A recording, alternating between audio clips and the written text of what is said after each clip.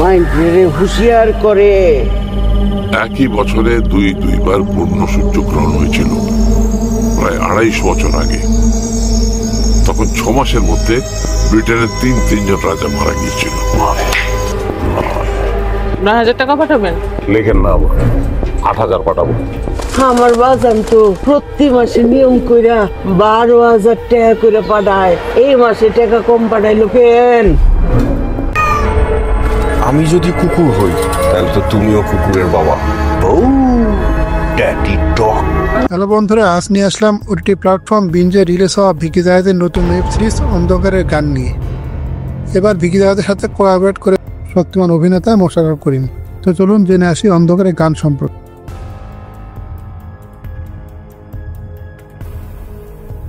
এই মুভির গল্পে দেখা যায় মোশাররফ করিম ঢাকায় এক ধনী ব্যক্তির বাড়িতে চাকরি করেন।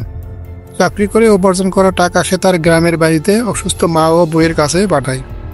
তবে কিছুদিন হলো সে বাড়িতে একদমই টাকা পাঠাচ্ছে না, এবং পাঠালেও সেটা খুব কম পরিমাণে পাঠাচ্ছে, এমনকি তার বইয়ের সাথেও তার যোগাযোগ একেবারেই বন্ধ।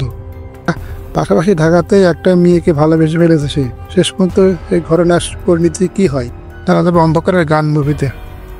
দারুণ পরিচালক ভিকি জায়েদ সাথে অসাধারণ অভিনেতা মোশাররফ করিম, এই দুজনের ফার্স্ট কোলাবোরেশন।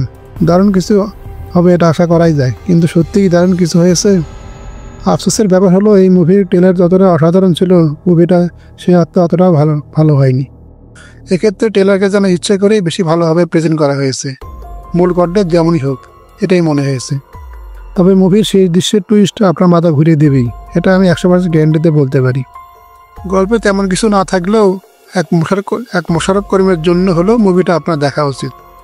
যদিও বারবার এটাকে মুভি বললেও এটাকে জাস্ট টেনে টেনে মুভি বানানো হয়েছে এটা বলা যায়। এটাকে নিয়ে মোটামুটি দৈর্ঘ্যের একটা নাটক বানানো যেত।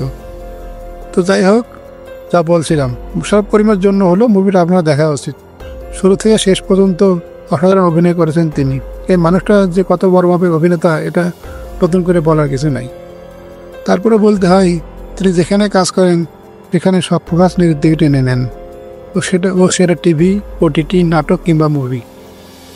এই মুভিতে তার অভিনয় দেখে আপনার আফসোস হবে এই কারণেই যে তার অভিনয় এত দারুণ, অথচ মুভিটা সাদামাটা। আসলে তার মাপের অভিনেতাকে নেওয়ার ক্ষমতা খুব কম পরিচালকেরই আছে।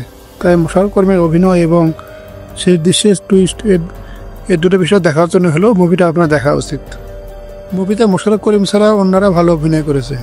বিশেষ করে মোশাররফ করিমের মায়ের চরিত্রে অভিনয় করা মনির আক্তার মিঠু দারুণ অভিনয় করেছে। পুরো মুভিতে তিনি এক পঙ্গু বৃদ্ধার চরিত্রে অভিনয় করেছেন। বিছানায় শুয়ে শুয়ে তিনি যা অভিনয় করেছেন সেটা এক কথায় অসাধারণ। তাছাড়া মোমো গ্রামে সাদামাটা নারীর চরিত্রে যথেষ্ট ভালো করেছেন।